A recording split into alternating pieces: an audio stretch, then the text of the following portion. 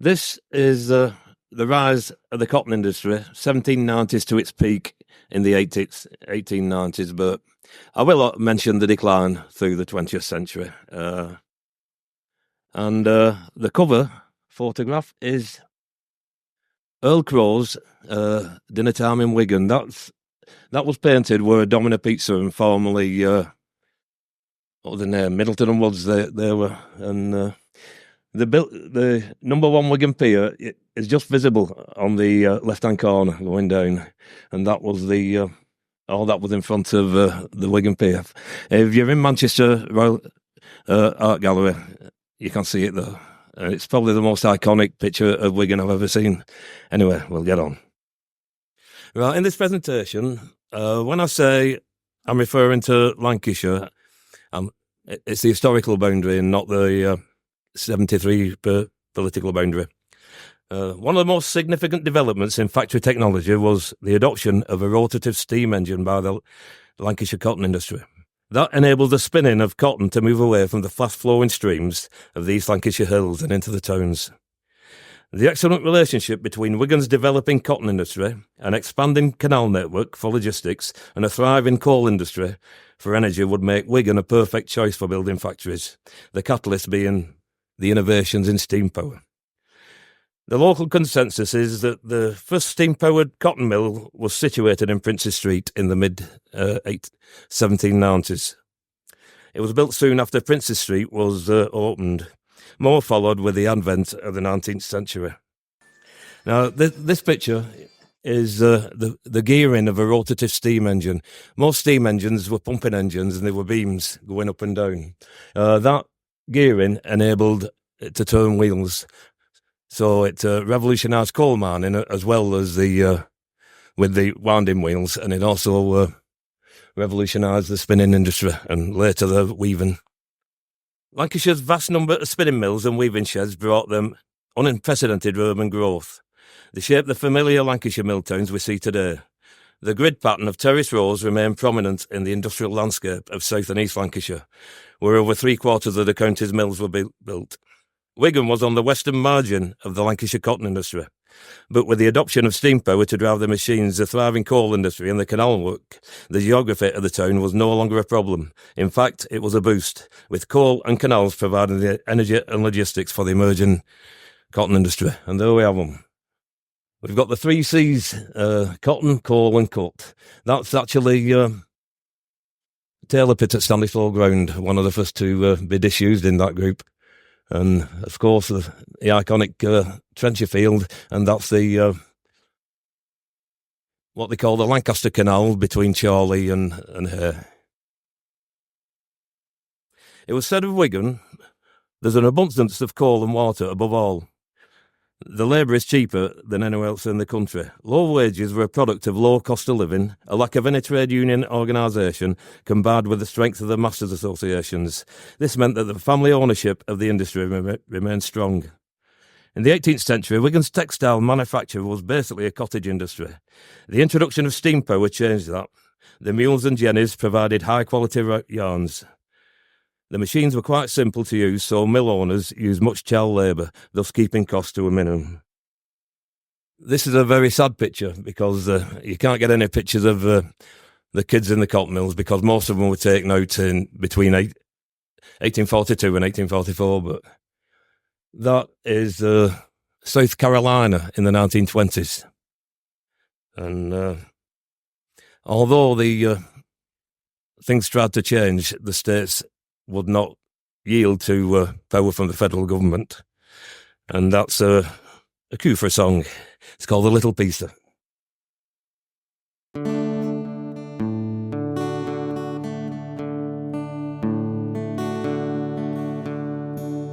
Buzzers blowing, Willie lad, lights are blazing down below. Come on, best get ready, lad. It's getting time to go. Now see the old Wilson's shut-in gate. Richard Arkwright's crossing food. Come on, best get ready, lad. Though morning's black and cold, kettles boiled and the cocoa's brewed. You'll find a bun on cellar red. Daylight's breaking over the hill. Come on, lad, it's time for mill. School day's over, Willie lad. Time to earn your daily bread. The clogs are clattering in the street. Come on, lad, raise your weary head.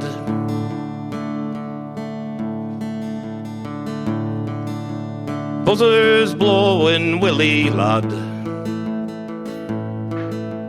Lights are blazing down below.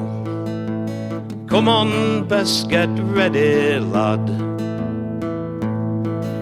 It's getting time to go. It's getting time to go.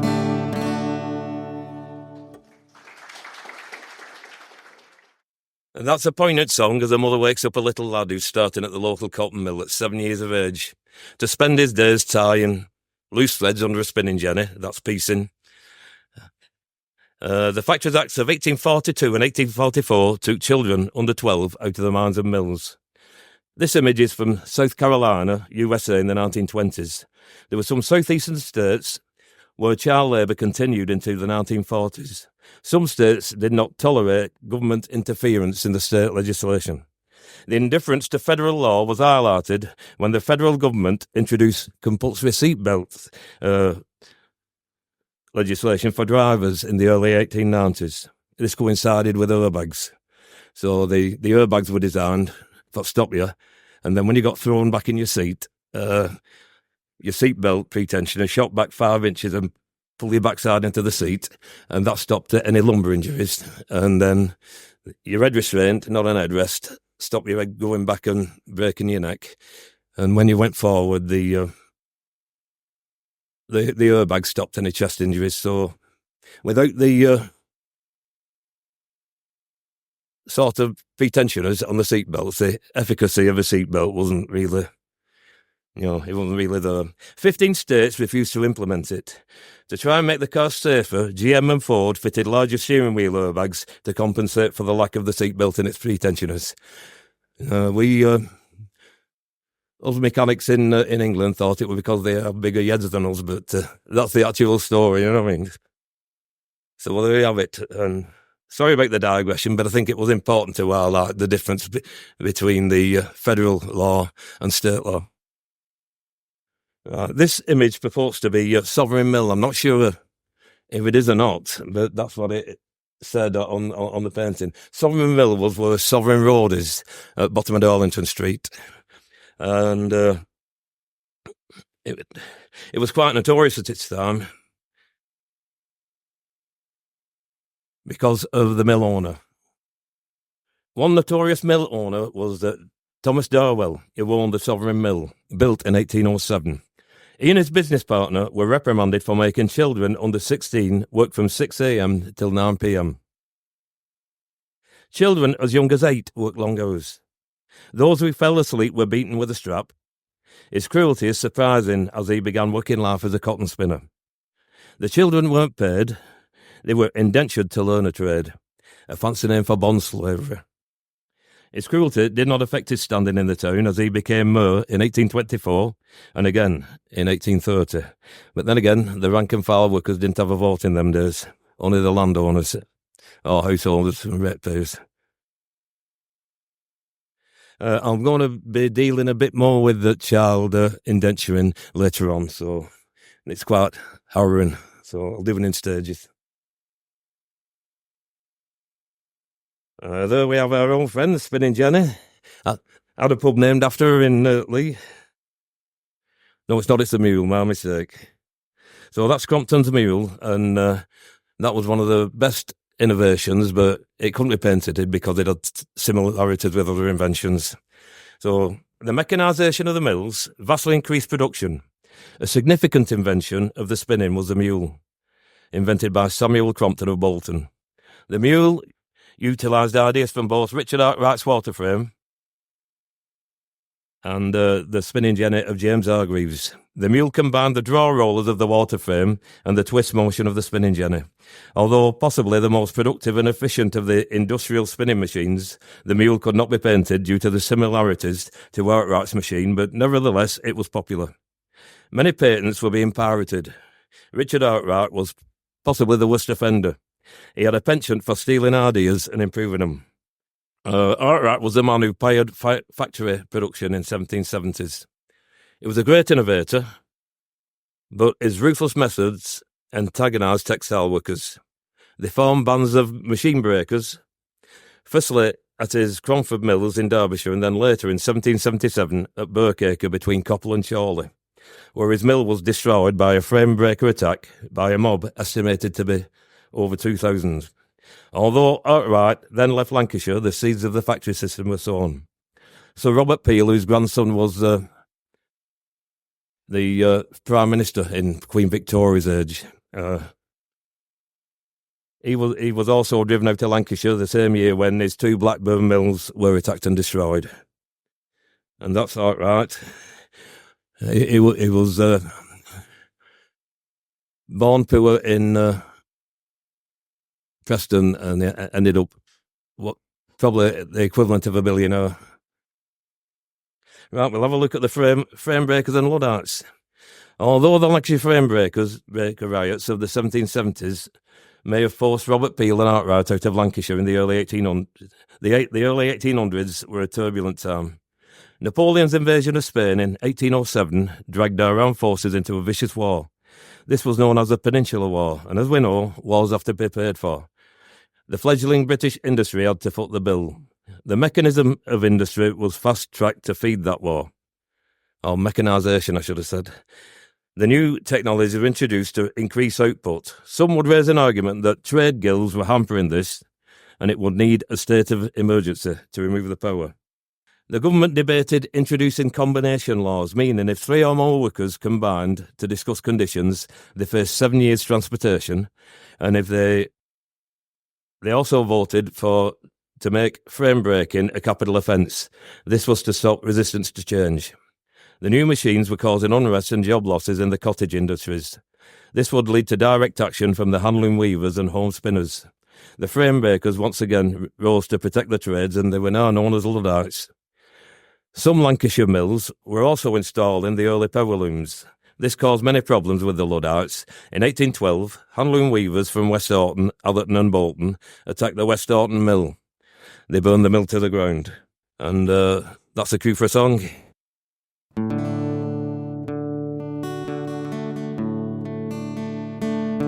I'm a handloom weaver, all to me trade, but I can't make no brass these days. Machines work fast, now it is plain, and I roam the town for work in vain. The parson said, have faith in God, but he doesn't help us, I wish he could. So I've no time for the likes of him, 'cause the Lord can't get us, stop us growing so thin. Now Sid Lowe says we must fight them all, and swear an oath for the mill's downfall. We'll march along with our heads held high and spread our thoughts o'er the countryside. So we took the oath of General Ludd, for we were willing to shed our blood.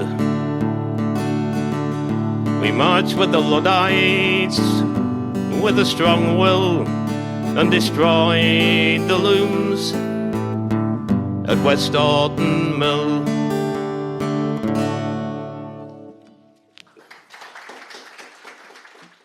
After the attack, 4 Luddites were hanged, including a 12-year-old boy called Abraham Chelson, who was accused of lending the rioters a tinderbox. Another 9 were transported beyond the seas to Botany Bay for 7 years. Throughout the years of 1811 and 1812, there were many Luddites attacks in the Yorkshire woolen mills, the Nottinghamshire stocking mills, and the Manchester cotton mills. The insurrection was quickly suppressed by armed government militias and special constables. Some accused the specials of stirring up trouble to give an excuse to mobilise the militia. The insurrection resulted in many hangings throughout the country and many transported beyond the seas to penal colonies in Australia. And there's a depiction of the Luddites charging into a mill after breaking the door down and attacking a spinning machine, probably a mule, with hammers and axes. Owing to the lack of water power during the 18th century, most Wigan's textile work was done in cellars below private houses. This was done on 8-spindle hand jennies and hand looms. With the advent of steam power, the spinning mills began to spread into the area. By 1819, 8 mills had been built in Wigan, around the Wigan Pier Canal Basin. Over 600 people worked in these mills and the related trades. Now, some of these mills originally been weaving or spinning sheds with workers on hand-powered jennies or hand looms who worked collectively for one employer. But others were the forerunners of the giant multi-story mills which would develop textile technologies such as ring spinning in the latter half of the 19th century. Those developments would take the cotton industry of Wigan well into the 20th century. The first Wigan steam-powered mill was Princes Street Mill in the mid-1790s. The mill burned down on the 20th of July, 1803. The boiler was the probable cause, and the mill was rebuilt a few years later. Few facts and figures. In 1819, 8 mills in Wigan, the town boundary, and they employed 619 operatives. In 1824, there were then 32 steam engines in use in Wigan. 1835, 50 steam engines in use, averaging 325 horsepower. And in 1835, 38 mills in Wigan, so that's a massive increase in cotton spinning. In the Wigan town boundary, around about 6,000 employed. And the potential capacity of a steam engine is 6 hands employed per 1 horsepower. As the table shows, there was a steady increase in the capacity of the textile industry, both in the number of factories, output, and number of people employed in textiles. And that's our old favourite Wigan Pier. As cotton production increased, more warehouses were built, straddling the Wigan Pier Canal terminus. These warehouses were to accommodate the raw cotton coming into the town, which supplied the mills. The canal also supplied coal for the boilers, goods for domestic and trade use. The town's population started to steadily increase. This increase was mainly a causal effect of steam power spreading into the cotton industry. Steam power increased the demand for coal. More steam-powered spinning mills were built. This meant many more pit operatives were required, and mill operatives. Adults for spinning and children for piecing and doffing. This had a knock-on effect with more miners needed. The increased productivity in spinning provided more work for handloom weavers, whether working from home or employed in weaving sheds. This had an impact on local road transport, as more short-haul wagons were required to ferry goods to and from the canal to the mills and warehouses. The population rose exponentially. These are taken from abstracts from the censuses, 1831, 41 and 51. In 1831, there were 20,774 people in Wigan. The population in 1841 was 24,981. In 51, it was 31,949. A lot of the 59 people, probably 3,000 to 4,000 of them would have been Irish immigrants due to the Great Blight at the Famine. Now, these are the cotton operatives per ward.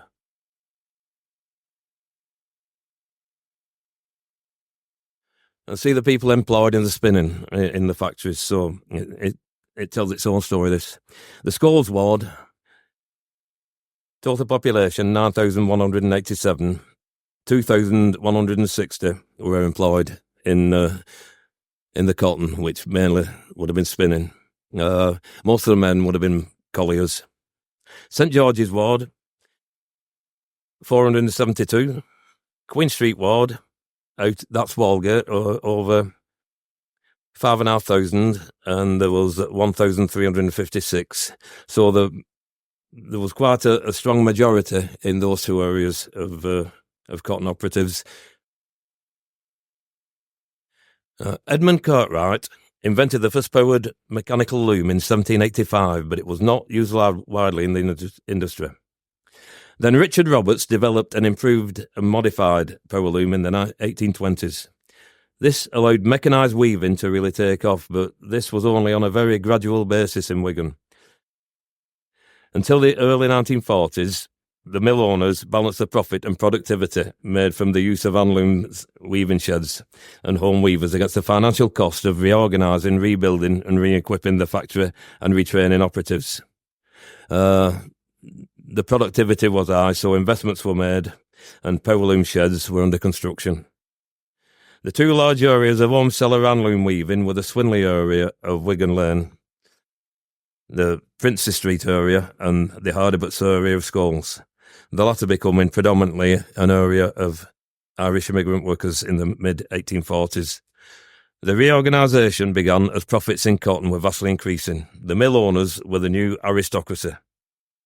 Come all you cotton weavers, your looms you may pull down. You must get employed in factory, in country and in town. Our cotton masters have a wonderful new scheme. Calico goods once wove by hand will now be wove by steam. In comes a gruff old lucre or the master will attend. It's you must find another shop or quickly you must mend. Such work as this will never do, and so I'll tell you plain. We mun have better pink up spinning, or we ne'er can be wove by steam. If you go into a handloom shop with 3 or 4 pairs of looms, they'll be standing empty and a-cluttering up the loom. And if you ask the reason why, they will tell you plain. The family have forsaken them and gone to weave by steam. So come all you cotton weavers, you must rise at crack of dawn. You must go to work in factory till the daylight is all gone. You'll no longer tend a garden now for an hour or so a day. You must stand at their command and keep your shuttle in play. And that's a depiction of the early, the modified power loom, which came out in the 1820s and became more and more efficient as the decades passed by. Another mill song, what you'll probably all know, and it's called Poverty Knocks.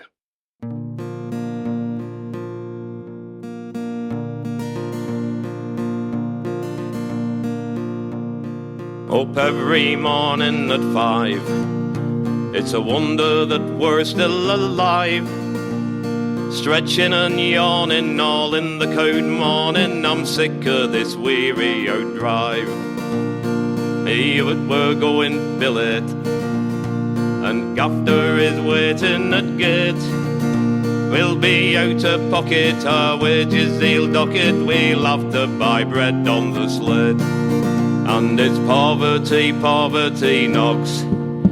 Me loom is saying all day, poverty, poverty knocks, and Gaffer's too skinny to pay. Poverty, poverty knocks, and all with one eye on the clock, and I know I can guckle when I me shuckle. Go poverty, poverty knock. Guckle is a Yorkshire word meaning guzzle. So that it's probably a Yorkshire sing what I'm singing, so please forgive me.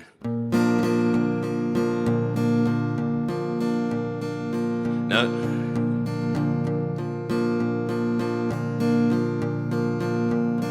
We have to wet our own yarn, and we have to go and dip it in turn. It's wet and it's soggy, it makes us feel groggy. There's rats in that dirty outturn. And sometimes our shuttle flies out and gives some poor waver a clout. And there they lie, weave it bleeding, with nobody heeding and no one to carry him out. And it's poverty, poverty knocks, gaffers too skinny to pay. Poverty, poverty knock, and me loom is saying all day. Poverty, poverty knock, always one eye on the clock, and I know I can guckle when I me shuckle. Go poverty, poverty knock. Well, I can't get the tackler to loom, he's always up there in his room.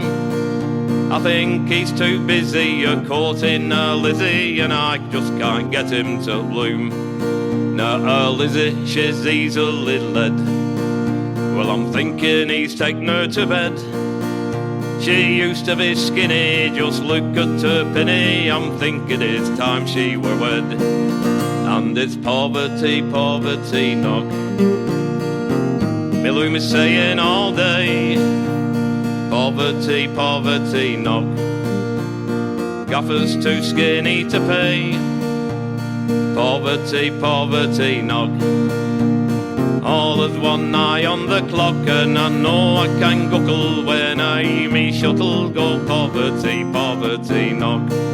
Yes, I know I can guckle when I me shuttle. Go poverty, poverty knock. Thank you. Right, we're back on with it. The mills of Walgate, after 1830, tended to be built following the pioneering designs of engineers such as William Strutt. He introduced the fireproofing innovations such as cast iron columns for floor supports, brick arches with a minimal amount of timber. These fireproofing building techniques were even more necessary as the mills were equipped with the massive coal-fired boilers to drive the machinery. Restructuring and rebuilding was also required to accommodate power loom weaving sheds, as reliance on hand looms was not considered cost-effective in the mid-1840s. Large mill complexes such as the imposing Trencherfield Mill, Victoria Mills and the Swan Meadow Mills of the Eckersley family were rebuilt more than once to keep up with the fireproofing technologies as the Industrial Revolution entered its second phase from around 1870. And we're now going to have a comfort break of 15 minutes. Right, this one needs no introduction, does it? Rylands Mill, viewed from Mains Park, 1867. And that's the guy who built it. John Rylands, the Victorian entrepreneur, was originally from St Helens, Norbuin. He lived in Longford Hall, Warrington, and he had extensive engineering firms in Warrington. The Rylands wire firm, they were massive, and that's why the rugby league teams call the Wires. Some call them the Wolves now, but most people are faithful to the Wires. He had cotton mills and warehouses in Manchester and Bolton. He was the equivalent of a billionaire in today's money. He became a board member of Wigan Coal and Iron, and that's a major joint stock company which everybody's heard of. He built his Gidlow Mill, which was an integrated cotton spinning and weaving mill in 1867, comprising of a spinning and weaving blocks, a reservoir, a railway siding. The mill was a major employer in Wigan for over 100 years. Here's another iconic picture, just coming over the switch bridge at Wigan Pier, Eckersley's Western Mills Complex. It was once a sprawling 6-mill operation that housed over 236,000 spindles at its peak. It actually had 6 mills. I managed to find a picture, but it's a bit further down on that one. And here's some girls from Eckersley's Mill. Looking at the ages, I think most of them will be doffers. but they're all posing merrily with shuttles in hand. They look about 14, 15 and 16, I think. And that's the cue for a song, The Girls from the Eccles Mill. So in this song, you have to use your imaginations. You have to imagine I'm a young, attractive mill girl. So I only do that the second half when you've had a pint, you know what I mean?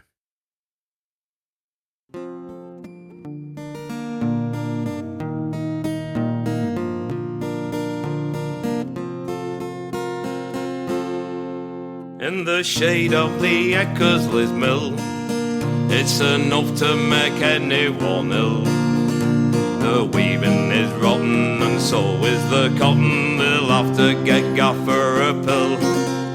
And when Overlooker comes round and he sees all us doffers sat down, he'll say, "Now get up and go tie your ends up in the shade of the Eccles Mill."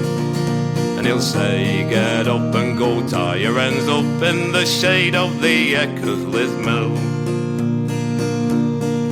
Now our stockings are all full of holes, and our clogs they are losing their souls, and our petticoats worn and our shawls are all torn. We'd be better off digging the coal.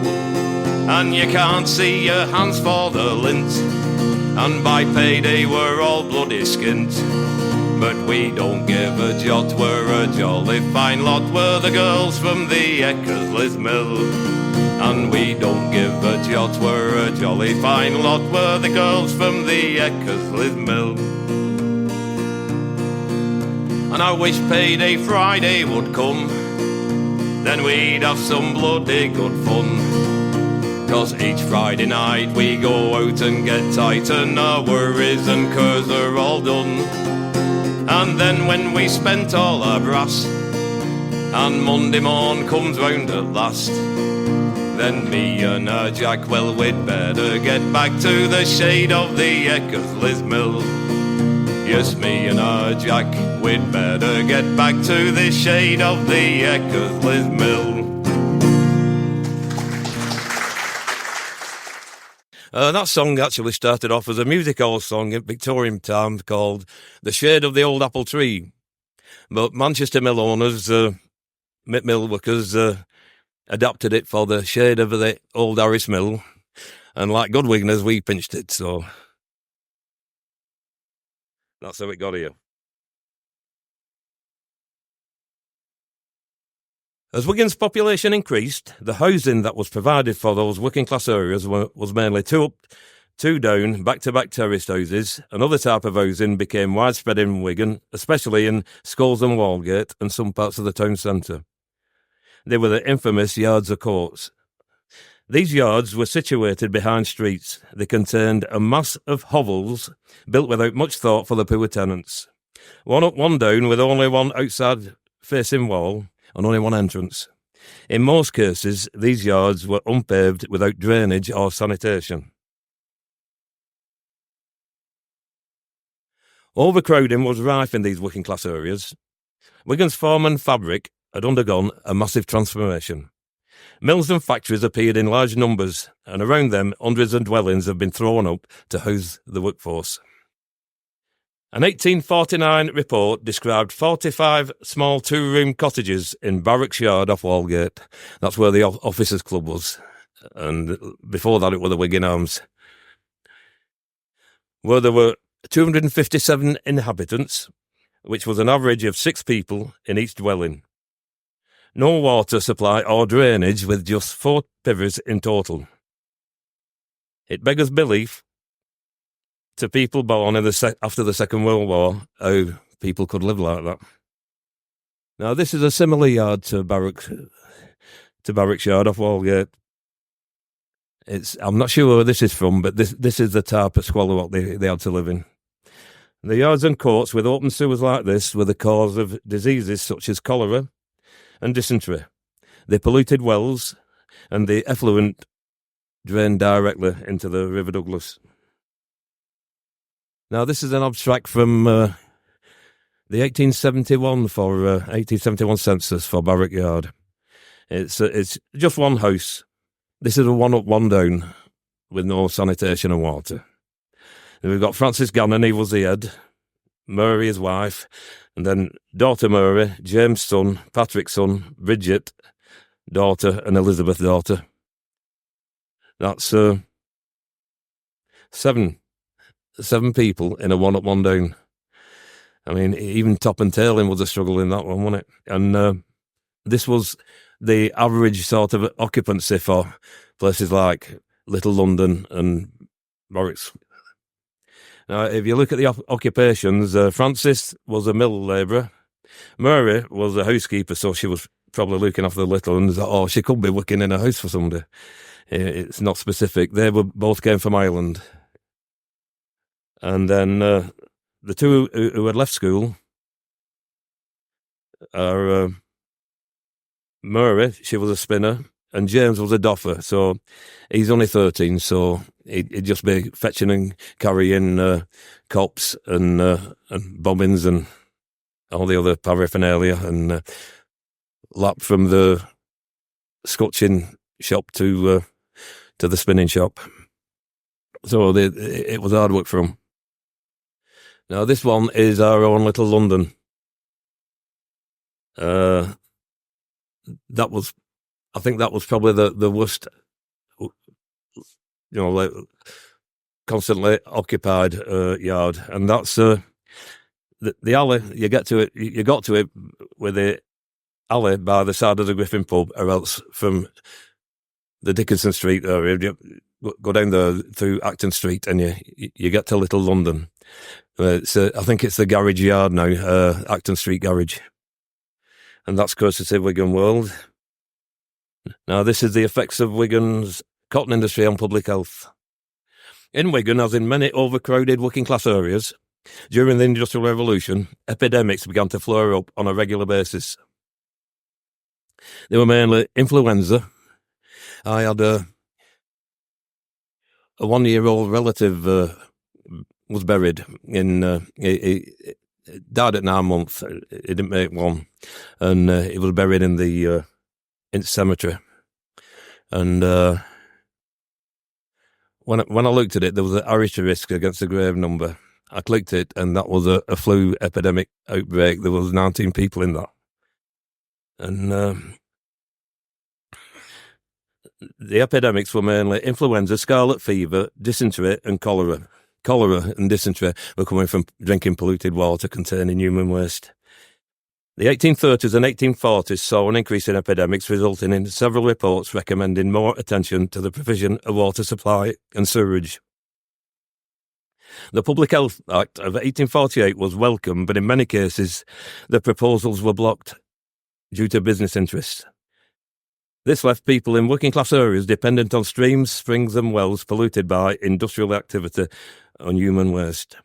According to a report on Wigan in 1849, sewage was left to accommodate in open cesspools or ditches. Less than 20% of Wigan was sewered, and even those sewers discharged into ditches or directly into the River Douglas. That quote was from Dark Satanic Mills, page 34. The death rate for Wigan in 1851 was 37 per 1,000. Fever was prevalent.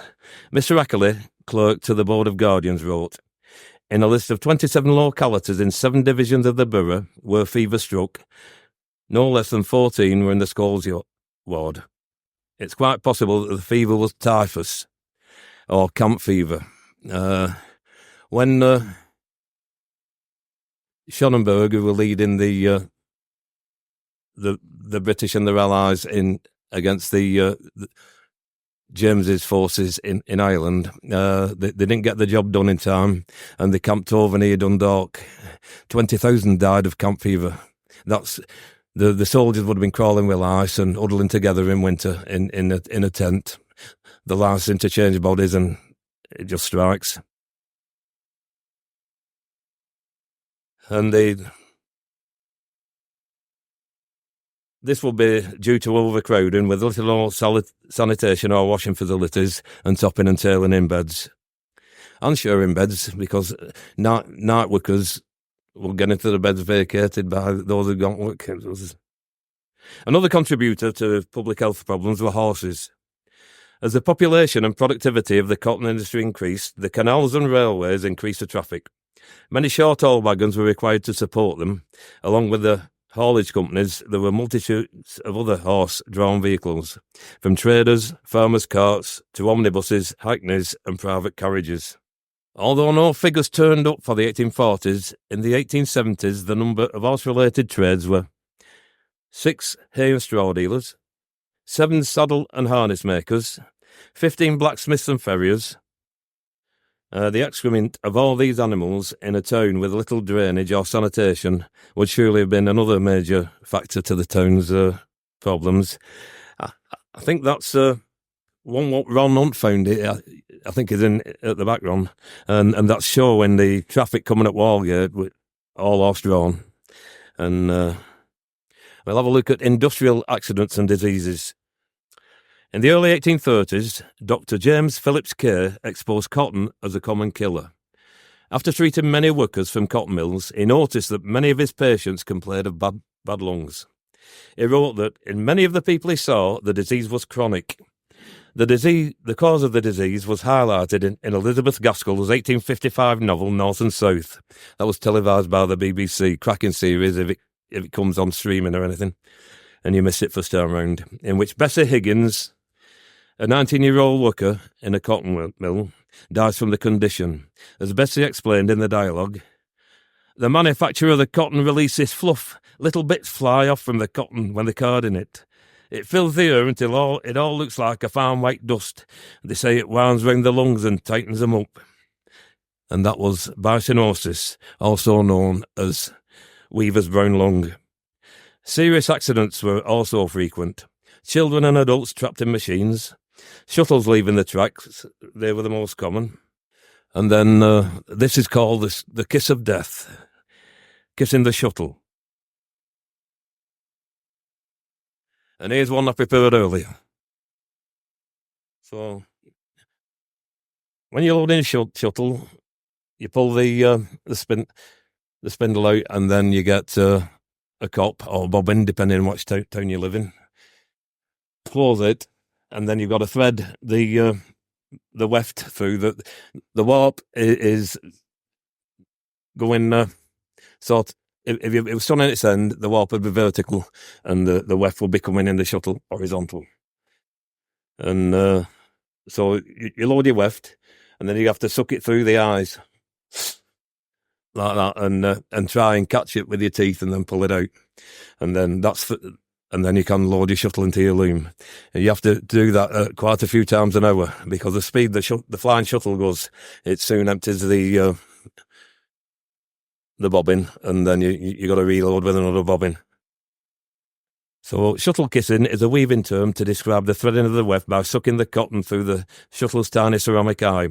Forget the romantic notion of kissing. It was a dangerous practice, resulting in scratched faces, broken teeth, and even mouth cancers. Shuttles were shared by many weavers, and they were very seldom cleaned. The practice spread diseases including scarlet fever, tuberculosis, and bisonosis, which we just mentioned. That's weaver's brown lung. Now, the Lancashire folk music is famous for the black humour, making like a soldier's trench humour, making the best of a bad do. And it's about a lady called Matilda Toppin, and apparently she had lovely curly hair, so they called her Matilda Curly Toppin. And she's getting married with Tackler. Tackler is like closest thing I've seen to a tackler was sewing machine mechanic opposite our works in Clayton Street at Peter Blonde's. They fancied themselves, they had an eye for the women, and he wouldn't leave her alone. And this is the story.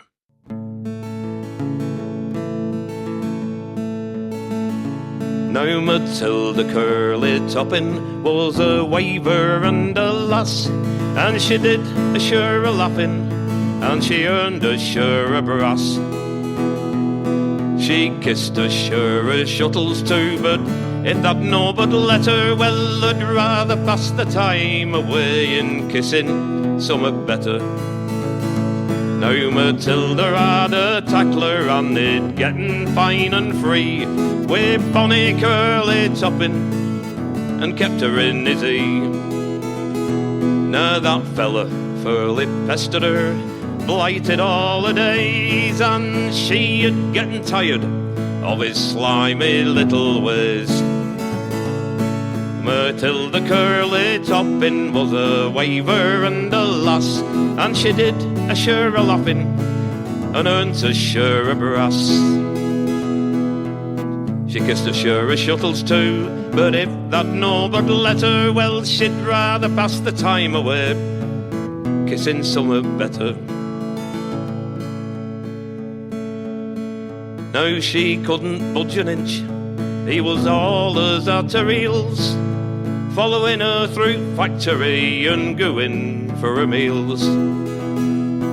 One day when she were fetching a new shuttle from his bench, he shouted out, "Matilda, thou a greatly pretty wench. Now I cannot stand to see thee kissing shuttles all thy life, so if I was to ask thee, would you come and be me wife? And I could give me all the kisses, 'cause I'm sure there's plenty left, and I'd make a patent thing of me for sucking up your weft." Well, at that, Matilda cocked her eye and shook her curly head, and then she gave a little smile and shook her head and said, "Well, you see, I'm very flattered by your promises and vows, but yet I cannot marry thee, 'cause that's a bloody foe. Now I'm sick of being single, and I'm sick of sucking weft. Me teeth are getting rotten, but I haven't many left. So I'll thank you for your offer, which I sadly must decline, 'cause I'd rather kiss a shuttle than I've kiss a face like thine." Now Matilda Curly Toppin was the waver and the lass, and did a sure a lapping and earned a sure a brass. And she kissed a sure a shuttles too, but if that no but let her, well, I'd rather pass the time away kissing somewhere better. She'd rather pass the time away kissing somewhere better. Thank you. Other dangers mill workers faced were eye inflammation, deafness. They worked long hours, normally 12 a day, in difficult working conditions, using unguarded moving machinery.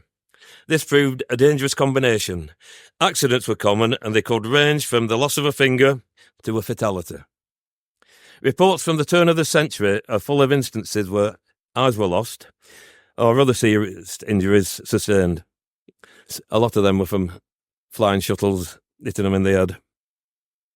In several cases, death was caused due to flying shuttles. The Commons was moved to take up the issue of installing guards to reduce these injuries, but it would be many years before legislation was passed. Now, we're moving on to the effects of the cotton famine. I think it was probably the only war, the American Civil War, up to that time, what caused such a devastating impact on a region of a country, and Lancashire was really hit badly. A great civil war in a faraway land, where brothers and cousins fight hand to hand. A naval blockade of ports like Mobile, Charleston, Savannah, and New Orleans, by the federal forces who have raised their hands to free the poor slaves down in Dixieland. Their battle cry is freedom and emancipation, and the removal of slavery from the American nation. Now the cotton bales cannot be brought over the water. It's causing hardship to Lancashire's sons and daughters. A famine, it spreads through the industrial towns. Looms have fell silent. There's no work to be found. Weavers, they starve in this pleasant land. The people, they say, we just don't understand this cruel civil war far across the wide sea. Our government ignores the workers' plea. as diseases and hunger ravage the poor. The workhouses, they fill and just overflow, with hungry children and wives with no bread. Some of the poor might wish they were dead. The death toll increases as famine takes hold. We're starving to death in our Lancashire homes, for that great civil war in that faraway land destroys the lives of the poor mill hands. And that's a cracking photo. That's a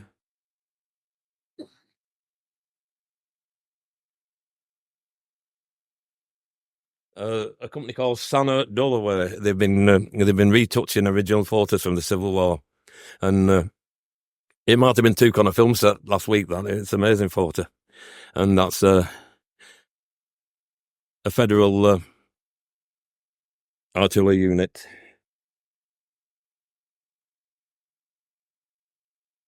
Now, when the war started out, the first was rallying call was the Battle Hymn of the Republic. Glory, hallelujah. But when emancipation of the slaves became a priority, this one became popular as well, and it's called the Battle Cry of Freedom. Apologies. We'll rally round the flag, boys, we'll rally once again, shouting the battle cry of freedom. We'll rally from the hillsides, we'll rally on the plain, shouting the battle cry of freedom. The Union forever, hurrah, boys, hurrah. Down with the traitors and up with the stars. While we rally round the flag, boys, we'll rally once again, crying the battle cry of freedom. We shall welcome to our number the royal, true and brave, shouting the battle cry of freedom. Although we may be poor, we shall never be a slave, shouting the battle cry of freedom. The Union forever, hurrah, boys, hurrah. Down with the traitors and up with the stars. While we rally round the flag, boys, we'll rally once again, shouting the battle cry of freedom, shouting the battle cry of freedom. Right, we're going to have a look at the abolitionists who were very active in all parts of England, and Wigan people tended to have much empathy with the plight of the American slaves due to the visits of James Watkins to the Wigan Public Hall. James Watkins was an escaped slave. He was brought over to England. He spoke passionately of the cruelty and the plantation conditions. The people of Wigan were generally against the demands for the Royal Navy to break the blockade of southern ports, even though the cotton famine was causing much suffering and deprivation. The horrors of slavery in the Americas and the Caribbean were brought to life graphically by James Watkins to the people who knew what exploitation was all about.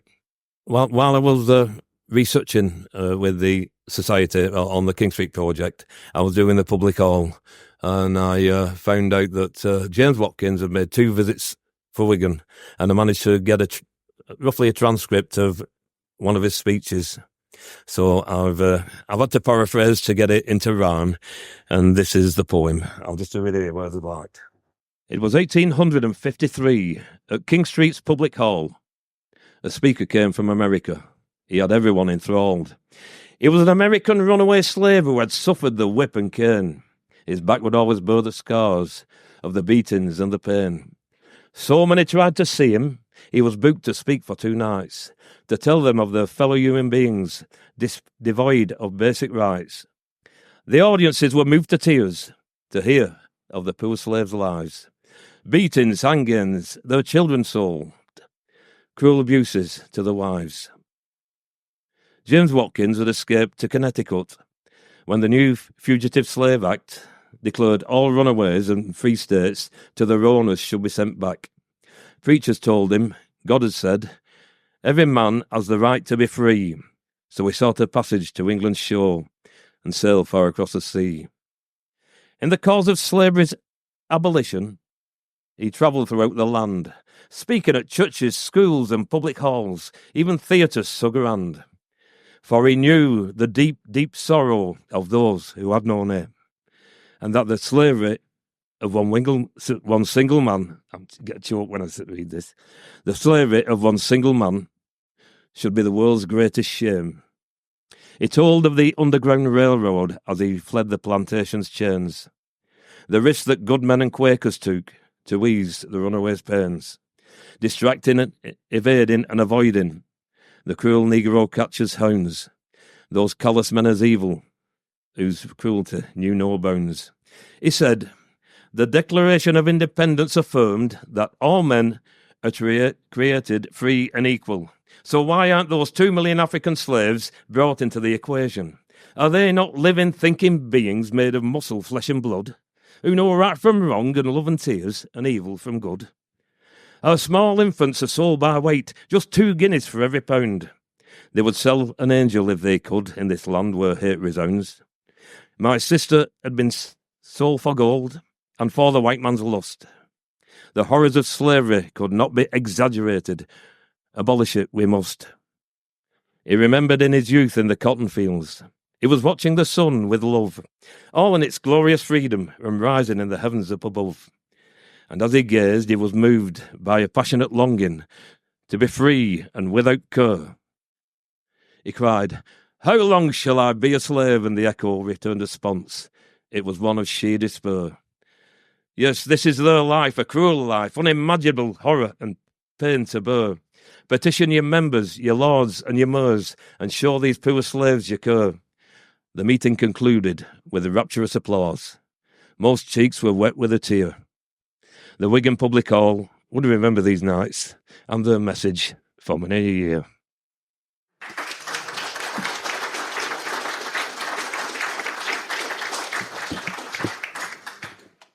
Here we are, that's the typical plantation scene. Not many smiling faces there, and they go from toddlers to older people. And there's your overlooker with a shotgun. It was probably loaded with rice, a non-lethal shot, because they didn't want to kill them and they could just whip them and get them back to work. I'm going to speak a little bit about paternalism. The upper-class southern whites of the plantations frequently relied on the idea of paternalism, the ridiculous premise that white slaveholders acted in the best interests of the slaves, taking responsibility for the care, feeding them, teaching them good discipline, and even promoting their Christian morality. That was to justify the existence of slavery. This grossly misrepresented the reality of slavery, which by any means or measure was a cruel and vicious, dehumanising, traumatising and horrifying human disaster and a crime against humanity. Now, this is a firm, CoOp and Company. It's probably one of our finest examples of mid-Victorian architecture in Downing Street. There's the old courts at the over on the right, and on the left, that building, most know it as younger ones might know it as Trucks or Angels. I believe it was a lap dancing club as well for a spell. I think a prominent politician was questioned about it. He said, I thought it was a folk dance group from Lapland. I don't think he got away with it. But that one was also the second Lancashire and Yorkshire railway station. That closed in 1996 and moved into the new Wigan Walgate one on the corner of Walgate and King Street West. And that's the founder, Timothy CoOp. And it's very significant because he was a rich man, but he had a sense of decency. And the firm of CoOp & Co. was founded by Timothy CoOp and James Marsden. They planned to set girls to work with sewing machines, making clothes to provide much-needed wages during the cotton famine. They also gave sound training for careers in textiles. Although it started as a relief organisation, by the 1870s, CoOp's was a large factory built in the industrialist style. They actually started their business in Wigan Public Hall. So, it was famine relief after hearing the James Watkins. It fits. It was built in the industrial style of the Manchester warehouses. It was continuously trading and manufacturing clothing and a major employer in the town until its closure in 1993. The final phases of the building were finished in the 1880s. The cream and red bricks show the building's lines and the ornate window arches, and it makes this building one of the town's finest examples of mid-Victorian industrial architecture. Many businesses didn't survive the cotton famine, and those that did went on to a new era in the 19th century. A new era in textiles. Wigan's dominance as a cotton town did not begin until the late 19th century. It lasted till the mid-20th century, largely due to a willingness to adopt new technology such as ring spinning and new business structures such as the joint stock company, where people, businesses combine to corner markets. Wigan Coal and Iron is an example of a joint stock company. Consequently, it has some very fine late mill complexes, such as the Trencherfield Mill in Walgate, Rylands Gidlow Mill overlooking Mains Park. From 1889 until the outbreak of the First World War, Farrington and Eckersley's Swan Meadow and Western Mills were among the largest ring spinners in the country. This phase could be linked to social constructionism, as maximising profit and cornering markets was the prime force behind the entrepreneurs of joint stock companies. And I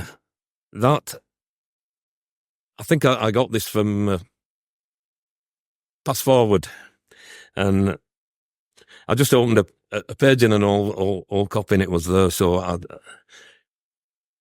I cheekily borrowed it, but it shows just the size of, if you look in the far left corner, that is the bit you see when you're coming over the bridge. And it's just massive. Thousands of people working there in one of the biggest textile complexes in the country. So, to conclude, but I'm not concluding because I have to go back to the child labour. There's a few interesting things, I can tell you about that. Because of steam power, the seemingly endless energy reserves, depressed wages, abundant water and transport logistics, Wigan became an attractive proposition for investors, hence the cotton industry's expansion. Therefore, the rise of the cotton industry in Wigan from 1790's to 1890 was made possible by the first industrial revolution technologies of coal mining, transport, i.e. canals and later railways, and of course steam power. Wigan's location was now perfect for the textile industry, a location determined by interactive technologies which prospered until the late 1940s, when the cotton industry began its decline. As usual, the workers paid the price. The cotton mills are closing down. The cotton mills are closing down all over Lancashire, from Burnley to the Mersey and from Oldham to the Wyre. And all along the Rossendale you'll hear a mournful cry, and the winds across the Pennines heave a low and deathly sigh. Save our mills from unemployment, that's all what we demand. For we're worried for our futures with no money in our hand. Redeployment is the answer from Whitehall's empty mouth. Leave your home and friends and family and find a job down south. But meanwhile, for the last time, the factory hooter blows. The profit margin's lessened and the capital runs low. And the stockbrokers of Manchester must sell off all the shares. They don't give a damn for the working man, no, no one really cares. The cotton mills are closing down all over Lancashire, from Burnley to the Mersey and from Oldham to the Wyre. And all across the Rosendale you'll hear a weary cry, and the wind across the Pennines heave a low and deathly cry. And as the sun sets over Pendle Hill and the rain begins to fall, the government in Westminster ignores the weaver's call. And the glory that was England dies beneath the smoke-black hills, like the legend of Jerusalem and the dark satanic mills. The cotton mills are closing down all over Lancashire, from Oldham to the Mersey and from Burnley to the Wyre. And all along the Rosendale you'll hear a weary cry, and the wind across the Pennines heaves a low and deathly cry. Thank you. Right, we're going to have a look at the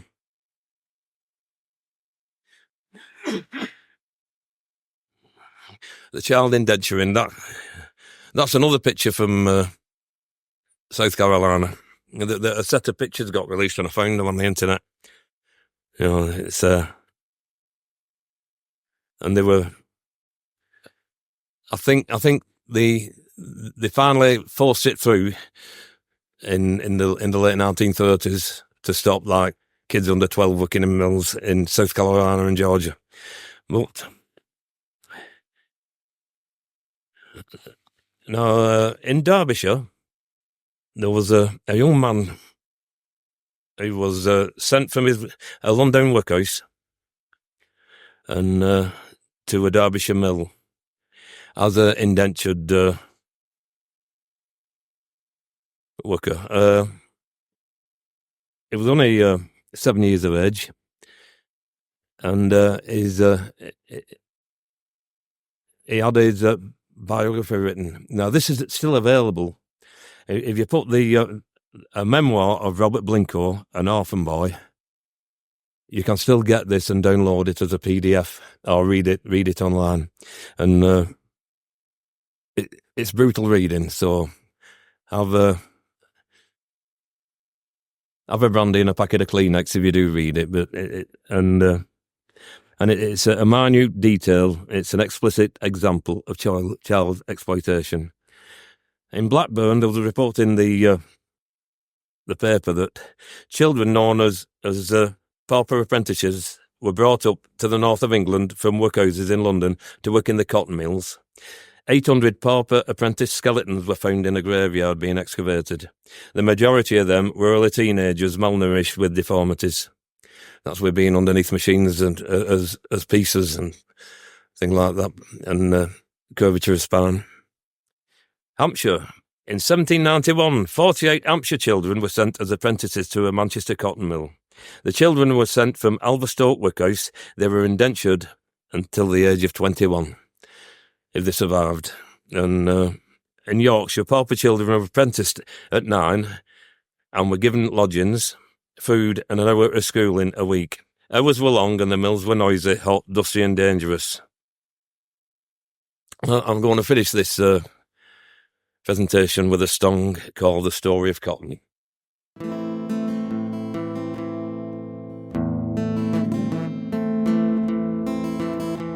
I'll tell you the story of cotton, how kids just 8 or 9, they worked in the Lancashire mill towns and never knew young happy lives. From the workhouse and orphanage they got 'em, these kids who had done no one ill. Well, they should have been playing in meadows, not sweating the guts out in mill. In dark and dirty conditions, the work it was dreary and hard, and in 2 or 3 years the poor bodies, they'd be buried in factory yard.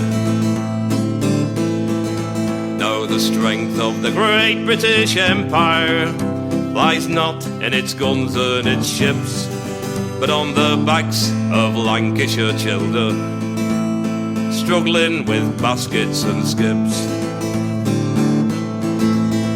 I've told you the story of cotton, of the graves down by the lodge fence. How much is a child's life worth now? In your pounds and your shillings, your pounds and your shillings, your pounds and your shillings and pence.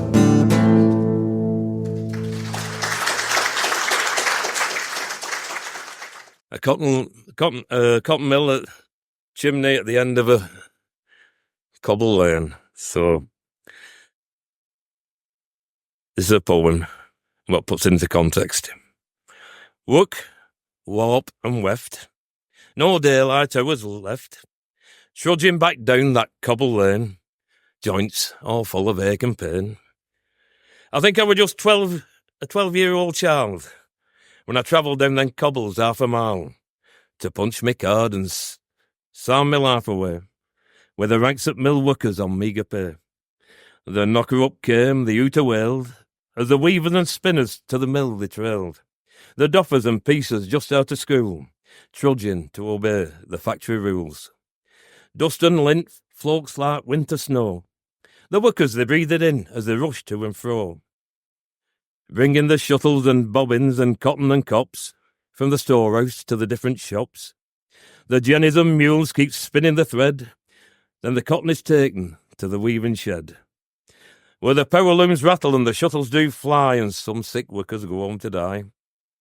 Cotton dust fever, the weaver's brown lung, it can catch them old and it can catch them young.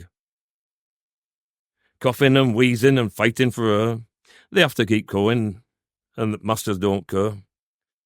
Kissing the shuttle to suck through the weft, soon the weavers won't have any teeth left, for the weft is treated with sizes and oils, causes mouth problems, abscesses and boils. Now I've retired, and I'm not fit for much, coughing and wheezing and I'm lent on a crutch. Me hearing has gone, with the looms hard rattle, me life with King Cotton's been one long battle. It's work, walk and weft, no daylight hours left, trudging back down that cobble lane, joints all full of ache and pain. Thanks for listening, thank you.